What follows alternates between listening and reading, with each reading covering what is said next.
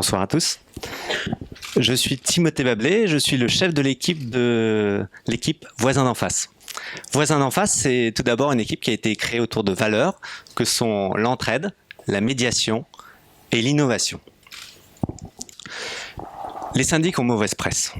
Ils sont critiqués, on les trouve chers, inutiles, et ils ont un tas de paperasse administrative du fait de la loi Allure. Et nous, chez Voisins d'en face, on a décidé de les aider. On veut redorer le blason des syndics. Et alléger leur charge de travail. Comment? En ciblant, tout d'abord, les préoccupations des propriétaires.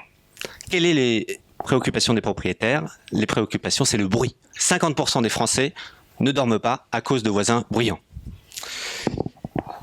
Et nous, chez Voisins d'en face, on s'est dit c'était une bonne opportunité d'améliorer justement les relations entre voisins. C'est une garantie, on garantit au syndic qu'au bout d'un an, les relations entre voisins vont être meilleures.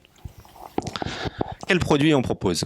On propose, justement, les syndics vont proposer une application mobile distribuée aux utilisateurs pour que les utilisateurs puissent tout d'abord poster leurs messages. Cherche nounou pour garder mes enfants car je sors avec mon mari, samedi. Et en même temps, prévenir le voisin qu'il fait trop de bruit. Comment va-t-il faire? Tout d'abord, il y a deux possibilités. La première possibilité, c'est un message anonyme, mais un message pré-rempli,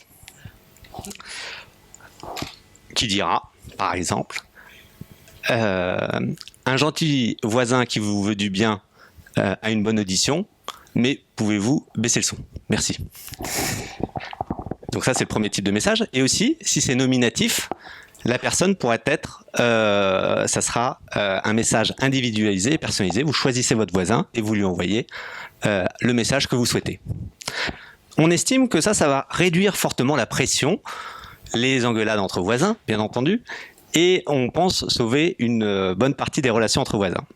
Mais on peut aller plus loin. Et donc on a créé aussi un médiateur en ligne sur cette application, un médiateur en ligne, avec lequel vous pouvez chatter pendant un certain moment, puis après ça,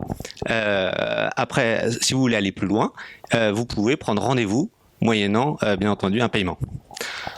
Alors on est quand même une société lucrative, hein, donc quelles vont être nos deux sources de financement? La première source de financement, c'est le syndic. Le syndic, il est ravi qu'on s'occupe de ça. Le syndic, il en a marre des guéguerres de voisins. Quand on les interroge, ils disent ouais, bon, j'ai plein de boulot, j'ai pas le temps de m'en occuper. Les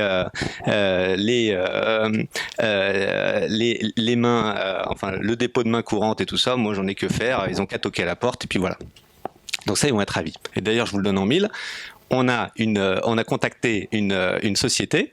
La société Asler, qui est un cabinet familial qui représente quand même près de 500 lots et 10 000 comptes, qui fait 4 millions de chiffre d'affaires, qui se dit intéressé. Il est content qu'on puisse lui résoudre un problème. Voilà. Combien va-t-on facturer cela au syndic? On va facturer par compte. Donc, par contre, actuellement, ils nous prennent 200 €, les syndics, 200 € par an par propriétaire. Nous, on pense que notre service, il vaut 10%, il vaut 20 € par an par propriétaire. Voilà.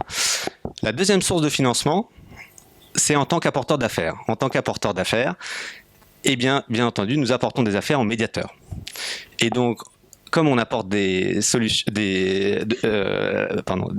d'affaires au médiateur, on pense qu'on peut prendre 10% aussi auprès du médiateur s'il y a des consultations prolongées. Alors, en termes de budgétaire, comment ça se passe? Première année, bien entendu, du chiffre d'affaires, 20 000 €, qui correspond à 1000 comptes créés, 20 immeubles.